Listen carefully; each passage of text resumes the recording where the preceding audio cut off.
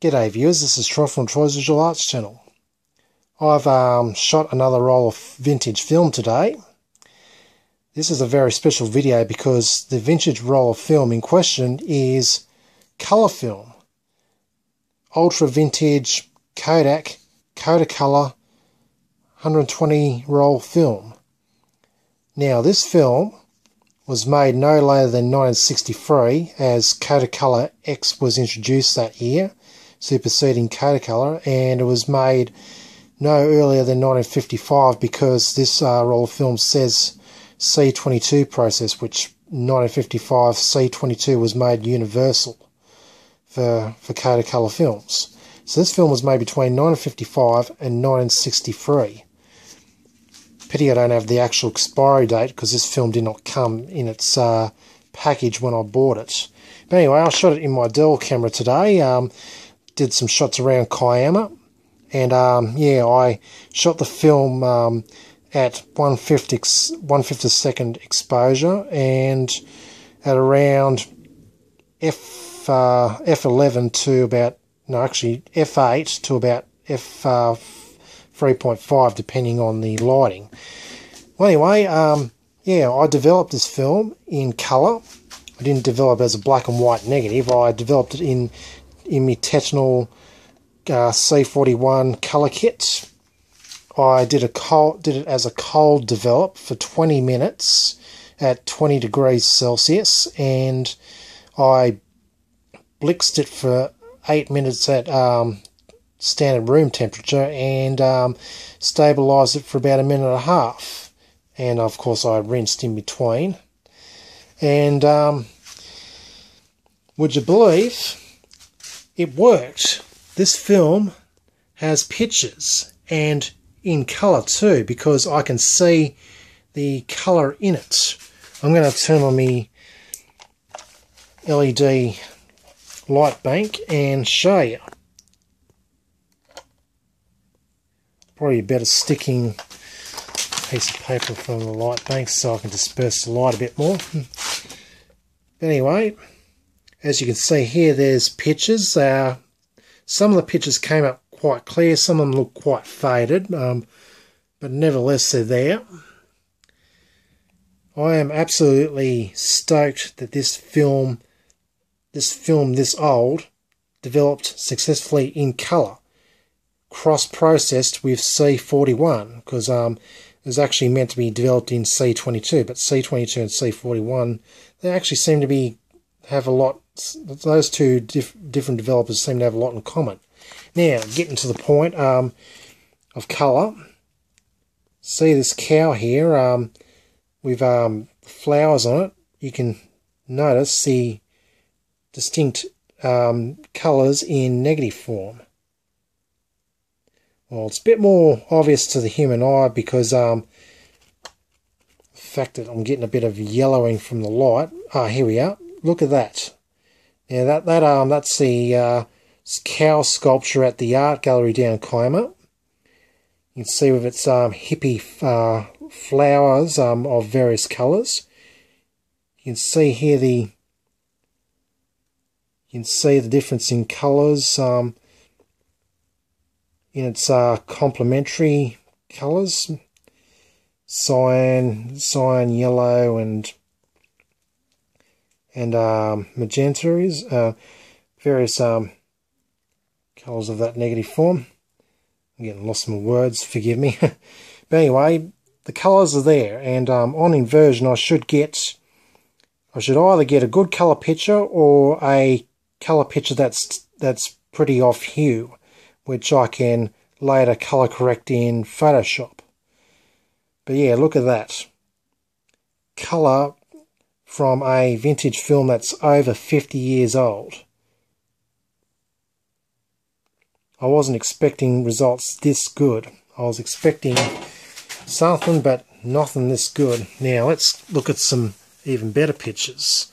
Now I did some various general shots around Kiama, but then I sort of went to areas where there's subjects that are heaps colourful, and on the way back I stopped at at the chemist near Shell Harbour Square, or Stockland Shell Harbour, shall I say. I'm a bit old-fashioned, Shell Harbour Square. But look at that.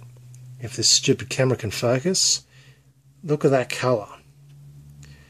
Now that chemist has very loud colours, so I thought they'd be perfect for photographing in colour. Look at that, you can distinctively see the complementary negative colours. And boy, do I look forward to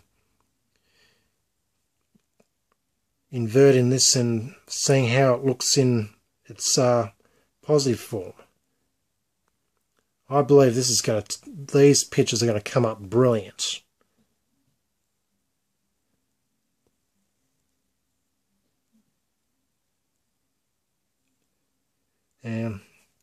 Anyway, we'll go up the film a bit. Yeah, some of the images came out rather dullish, probably because the lighting was a bit lower. Yeah, that's the church in Kiama. Yeah, I also did a photograph of yeah, I saw the train at Kiama Station, and I captured it as it left. So yeah, I want to do a bit of train spotting.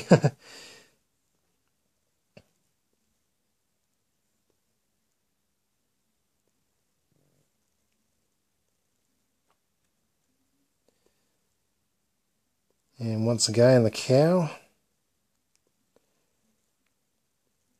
Yeah, I took some photos of the takeaway stores and shops around Kiama, because I thought, because they've got pretty loud colours, so I thought photograph those.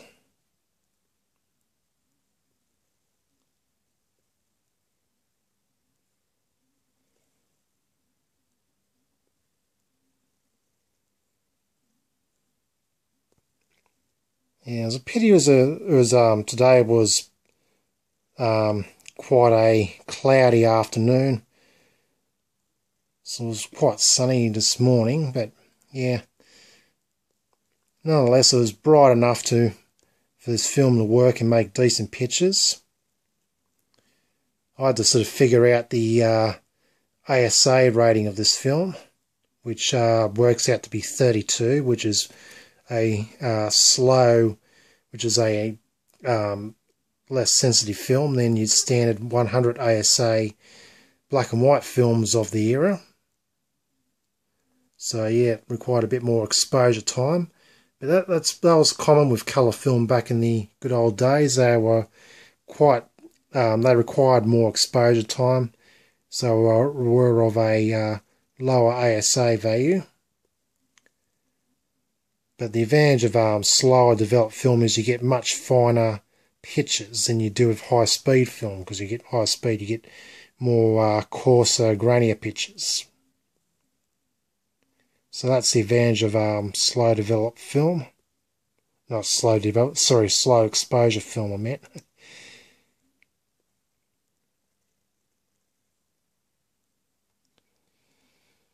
Alrighty.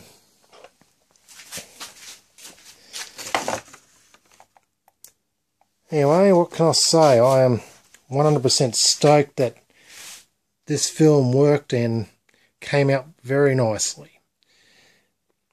Anyway, I totally look forward to when this film dries and I run it over my overhead projector over there and photograph it with this here phone and invert the pictures and upload them to Flickr.